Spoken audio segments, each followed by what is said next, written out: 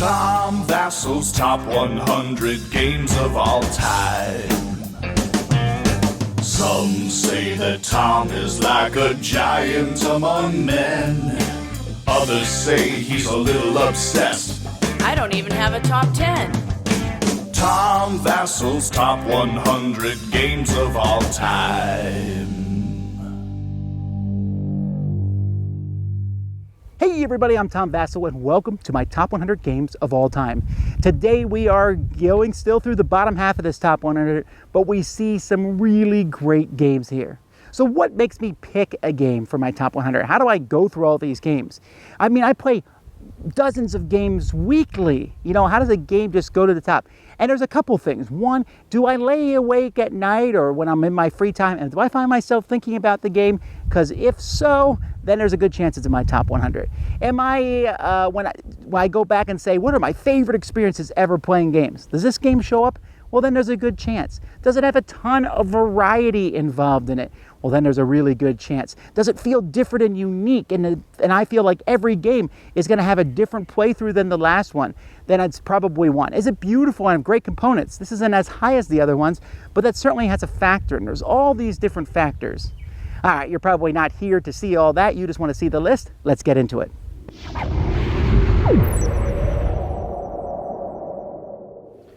Now, Seven Wonders is a game that has really been growing on me. As time has gone by, I like Seven Wonders more and more. But last year, Seven Wonders Duel came out, and I was had a little bit of trepidation going into it because it's a two-player game of Seven Wonders, and if there's one number count I did not like Seven Wonders with, it was with 2 players.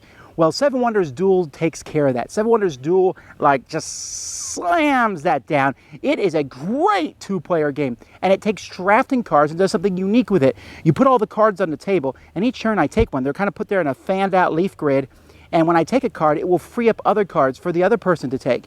And so whenever I'm drafting, I'm thinking, all right, I'm going to take this card, but then that lets them get that one. But if they take that one, then I can get that one.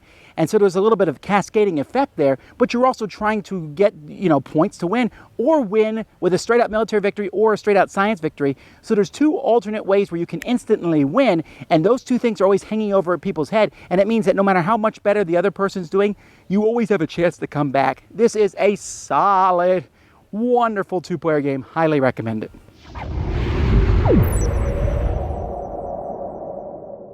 Number 69...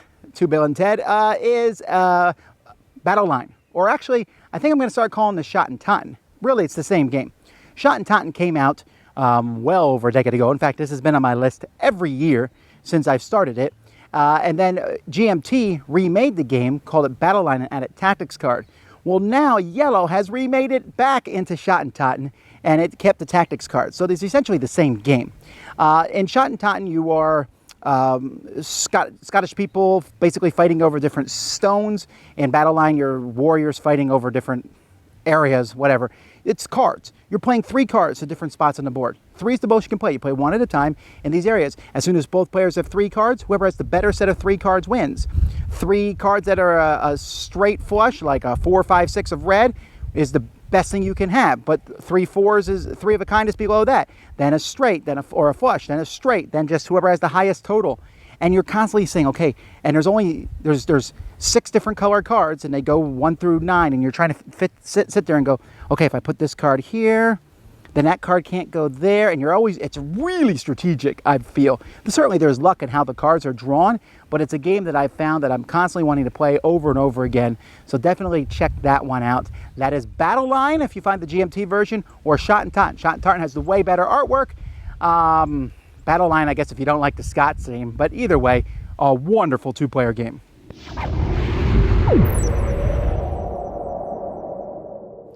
Well, folks, this game is ranked number 1 on Board Game Geek. It's only 68 for me, but again, like I said, that's an incredibly high number. Pandemic Legacy. This is a game which is a series of games. You're playing 12 to 24 games. When we play through it, it's 17, 18 games. It's a legacy game, which means things are going to change. We can't really talk a lot about this, but this is one of the times where you can actually watch us playing it online. We put up all our games online so you can see us playing through it, and it was one of the best game experiences of my life. And I'm ready to do it again. I want to play it through with my family. And so I know some people are like, well, you can only play so many times. Who cares? Who cares? Because my favorite games, there are many games on the list that I have not played 18, 19 times. And Pandemic Legacy, every single one of those was memorable. An amazing story, a solid system. Still probably the best legacy game that's out there currently. If you haven't played through it, you should. All you need to do is find one other person, because it works well with two, three, or four, and you will have a fun, story-filled time. Maybe your thing, and this... And I can't talk about more. I was about to say some spoilers, but I can't. It's one of the few games with spoilers, but let me tell you, I had a wonderful time the whole way through. Certainly check it out.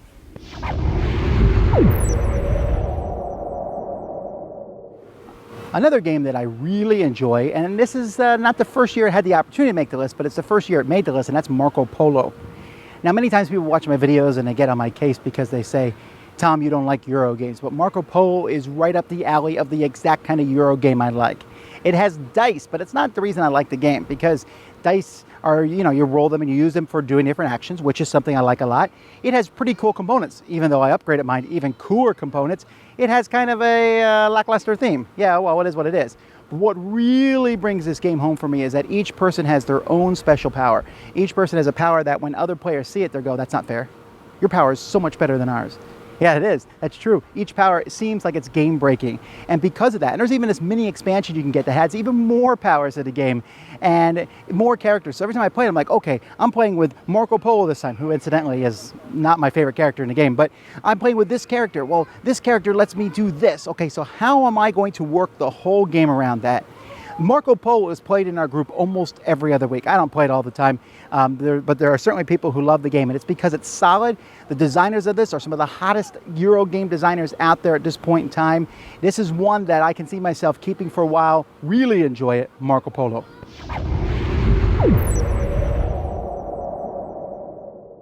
All right, for the second year in a row, Catacombs has made my list. Now, you're going to see that on my list there are several dexterity games. I'm a big fan of dexterity games, specifically flicking games.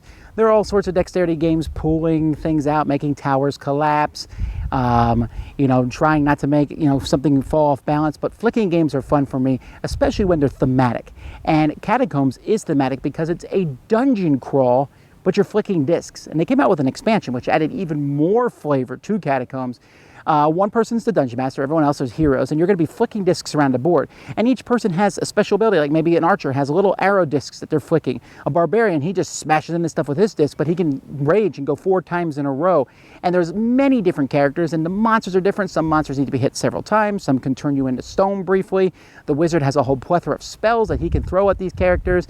You never know what room you're going to go into. You can buy cool weapons, and it does so in a flicking style, and it sounds like it should be silly.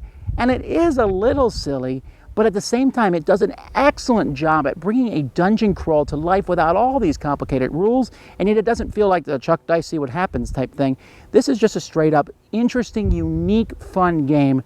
I really enjoy it. Catacombs.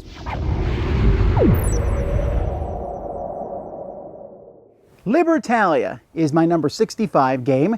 This is a pirate game. When I first saw the artwork for this game, I was extremely excited.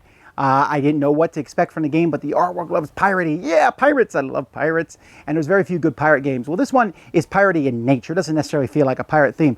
But what this game did for me is it kind of kicked another game off my list, and that game is Citadels. Now, Citadels is an amazingly entertaining game where you're picking roles, and then those roles resolve and different things happen. Libertalia does the same thing, but instead of having the 8 roles Citadels has, it has like 30 roles. And each round you're going to pick 9 of those roles, and everyone has the same 9 roles, but they're random. So every game is going to feel a little bit different in that regard. And when you're only playing 6 per round, so you'll keep 3 and then get another 6. Everyone gets the same 6, but the 3 you keep are going to be different. And there's interaction between the players. It scales really well. With 6, it's chaotic and crazy, but still a whole lot of fun. I liked it. Like I said, the artwork and piratey theme was cool, but the gameplay was just as good. Still my list for that reason, Libertalia.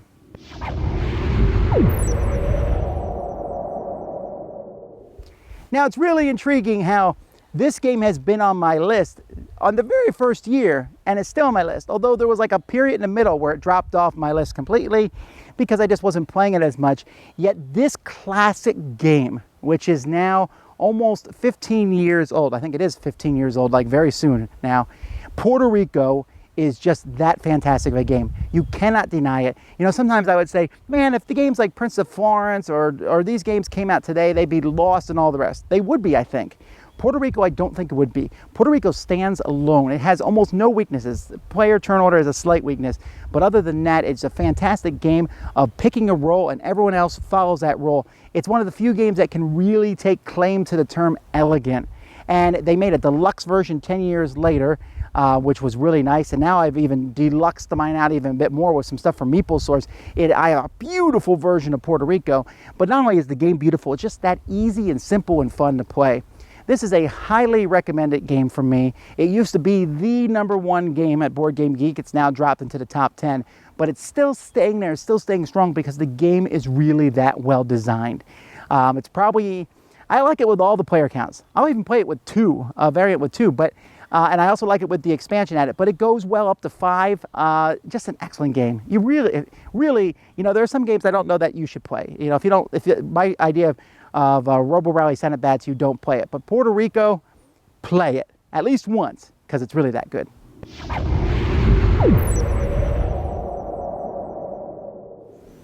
Now this game may feel new. It's not really a new game because it's basically a reimplementation of Hera and Zeus, and that's Thunder and Lightning. Now Richard Borg has made some amazing games. Now we're 44 in the Commands and Colors line.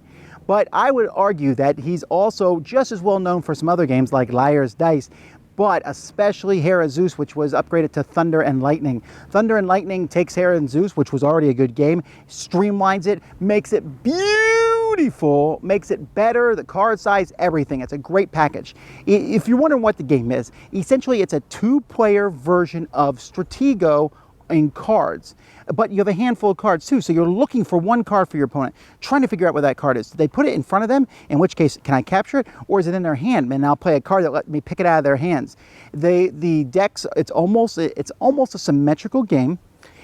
Just knowing when to play your special cards, out bluffing the other person. Is that card in my hand or is it out there? If it is on the table, where in the table is it? You'll be like sweating every time your opponent makes a move because you're like, do they know what I'm doing? You can also just make them lose by jamming up their whole board, having too many cards out.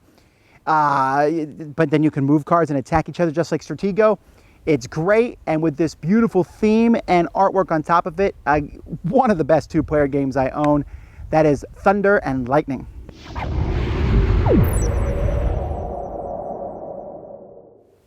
Party games. You know, I will never apologize for having party games on my list.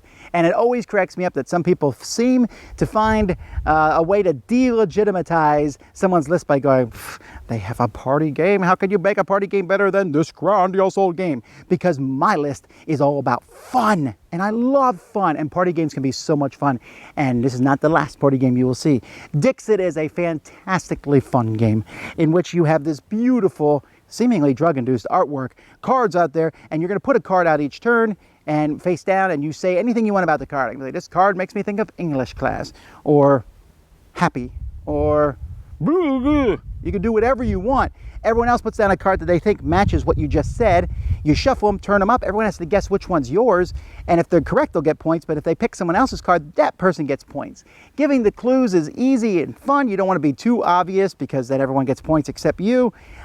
Is a very neat, it can be very thinky. Gamers can really get into it. It is a lot of fun. That is Dixit.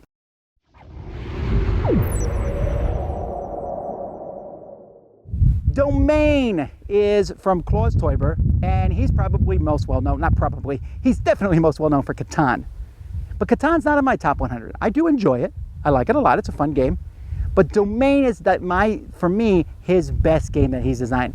Domain is a game which actually was a kind of an upgrade from another game that he had made earlier. But Domain, you are basically growing domains, and you're putting out little fences, and you make your domain, and you're trying to make your domain bigger. Another person's trying to make the fence go this way, and then once the domains are done, you start trying to mess and bump into other people's domains. It has a really neat mechanic of where you basically can get rid of a card for money, or you can pay to use a card. But when you get rid of a card for money, someone else can pick that card up later on and use that card themselves.